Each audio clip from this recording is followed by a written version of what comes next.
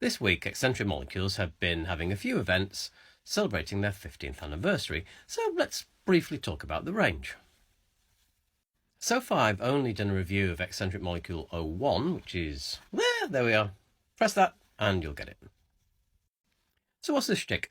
Basically, Escentric Molecules, they focus on a single molecule as the core ingredient of all their perfumes. Molecule 01 is the most famous one, which is ISO Super E, and as this comment says, well, hold on, why are you charging so much for a single molecule? Marketing, I guess, is the answer to that. I think the 01 is a very specific isomer of ISO Super E that they use, so possibly a little interesting. If you don't know what an isomer is, stay behind after class. You can sample their entire range with basically 2 discovery sets, these 2. And if nothing else, I do have to celebrate them for their packaging and marketing. It is quite beautiful. This set comes tied with a little ribbon, which is quite pretty. This is the inside of the other. Again, it's all very, very nicely presented.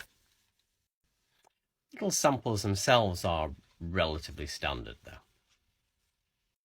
I'll review the actual smells in separate videos, but just to run through what they've got. So 01 to 05 ISO Super E, as I said, is 1. 2 is ambroxan, which is the active molecule that's in ambergris, and coming up is a history of ambergris actually.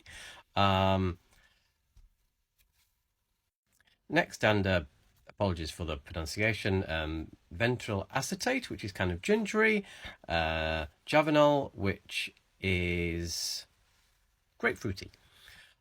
And then there are 3 others, the plus range, which are Molecule 01, the ISO Super E, with notes of patchouli, iris, and mandarin.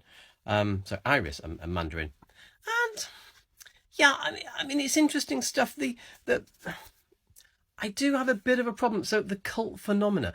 To me, any brand which announces itself as a cult and uses that as sort of part of the marketing isn't. It's just trying a little bit too hard, and that's the overall impression I get from Escentric Molecules. They're just trying just that little bit too hard.